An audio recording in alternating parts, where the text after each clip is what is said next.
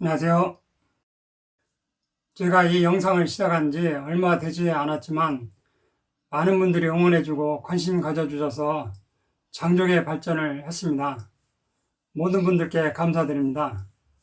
이 영상을 하게 된 가장 근본적인 취지는 일반인들에게 정확한 약물 지식을 전달하고 싶었고, 무엇보다도 일부 질환들은 좋은 기능식품이나 영양물질, 한방요법이 있는데 몰라서 치료 못하는 분들도 있는 것 같아서 그 내용을 전달하고 싶었고, 제 진심은 모든 분들 다 제 가족이다라는 심정으로 임하고 있는데, 단지 저희들이 사용하는 한방요법이나 기능식품, 영양물질들이 원가가 비싸다 보니 좀 더 저렴하게 공급하지 못하는 점이 좀 안타까울 뿐인데요.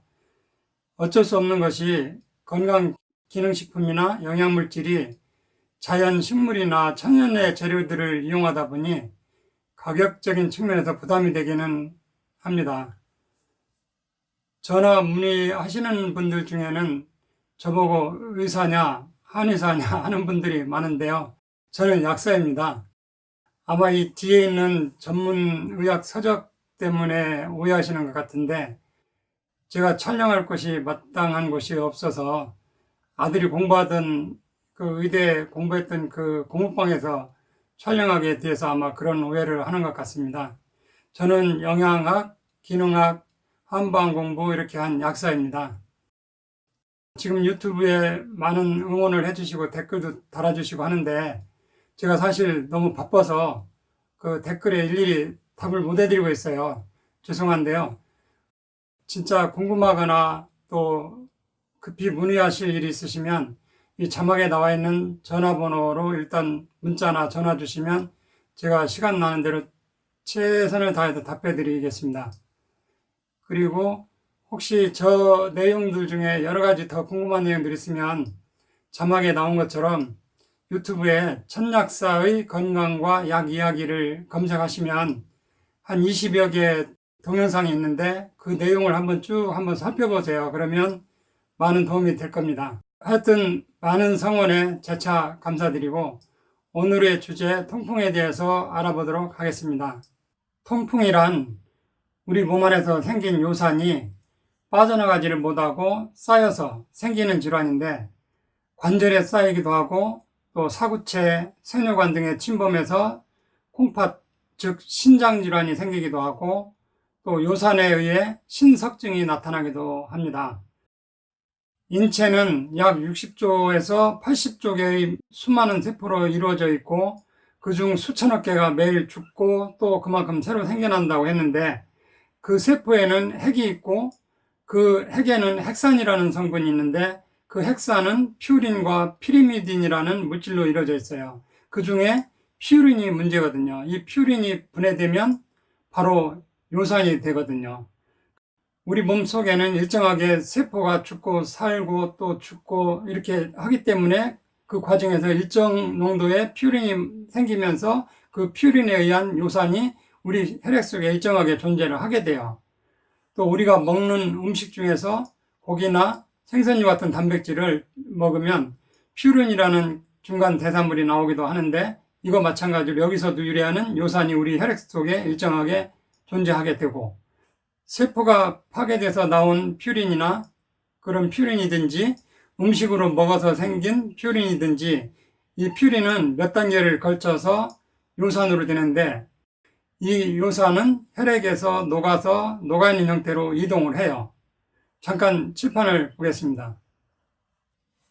여기 화면을 보시면 퓨린이 대사되는 과정에서 생기는 대사체, 중간대사체, 리보스 5 포스페이트에서부터 시작해서 이렇게 몇 단계를 걸쳐서 우리 몸에서는 이런 화학 반응이 일어나거든요.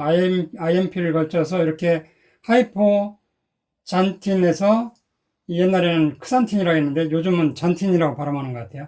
하이포크산틴이 되면 여기서 잔틴 산화요소가 작동이 되면 하이포잔틴이 잔틴이 되고, 여기서 또 이 산화요소가 작용을 해서 여기서 요산이 생겨요.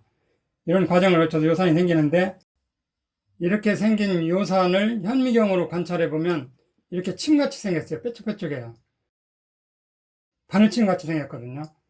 그래서 이 요산은 우리 몸이 체온 37도에서 최대로 녹을 수 있는 요산의 포화 농도는 대략 남자는 7.0mg 데시리터, 또 여자는 6.0mg 데시리터.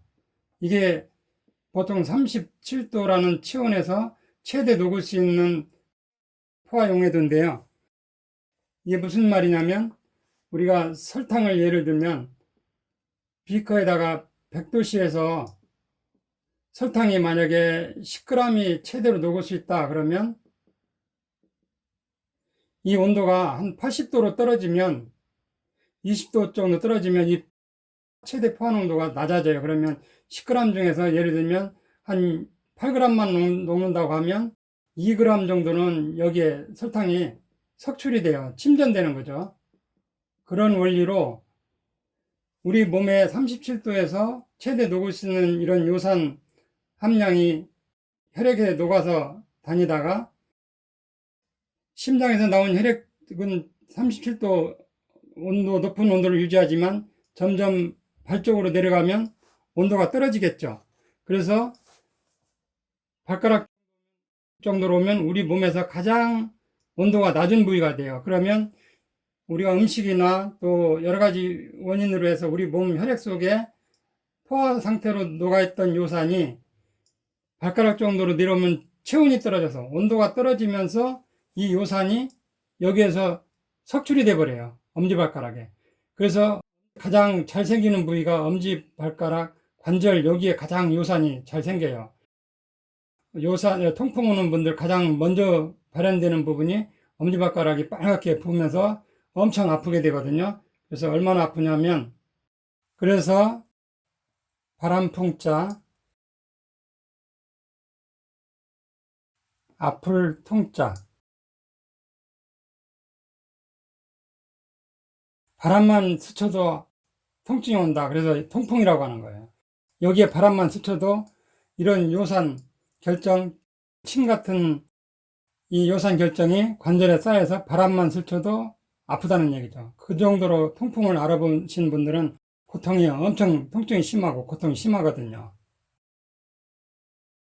혈액 속에 혈청 요산이 증가하는 원인으로는 우선 첫 번째는 우리 몸에서 요산이 과잉 생산되는 경우가 있을 수 있겠고, 또 두 번째는 요산이 소변으로 잘 배설이 안 되는 경우, 그 다음에 세 번째는 1번, 2번이 혼합된 경우가 있을 수 있겠죠. 그래서 요산이 과잉 생성되는 경우에는 예를 들면 우리가 퓨린을 과다 섭취했다든지, 또 너무 운동을 과다하게 한다든지, 또 과음이라든가 비만, 또 골수 질환이나 림프 질환이 있을 때도 요산이 과잉 생산되고요.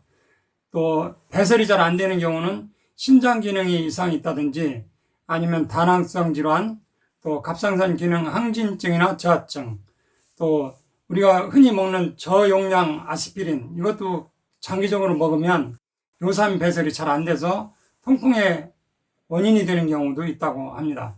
또 알코올, 또 결핵약 같은 거 장기적으로 먹을 경우, 그럴 경우에 요산 배설이 잘 안 되고, 또 1번, 2번이 혼합된 경우는 우리가 글루코스 6 포스파타제라는 그 효소가 결핍됐다든지, 프룩토스 1 포스페이트 이런 효소 결핍에 의해서도 요산 배설이 잘 안 되는 경우가 있는데, 결핵약 복용 중에 혈청 요산 농도가 올라가는 경우는 약을 중지하면 다시 정상으로 돌아오기도 해요.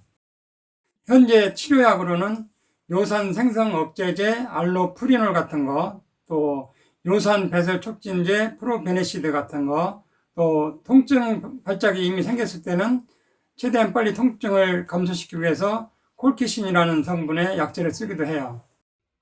통풍 환자에게 권할 수 있는 식품으로는 커피, 카페인이 든 적당한 양의 커피는 통풍의 발병을 줄여주는 것으로 알려져 있어요. 그 다음에 와인, 어차피 술을 드셔야 된다면 맥주나 소주, 막걸리 이런 것보다는 와인이 낫겠고, 또 달걀과 두부는 통풍 환자에게 그래도 비교적 안전한 단백질 공급원으로 되어 있고요.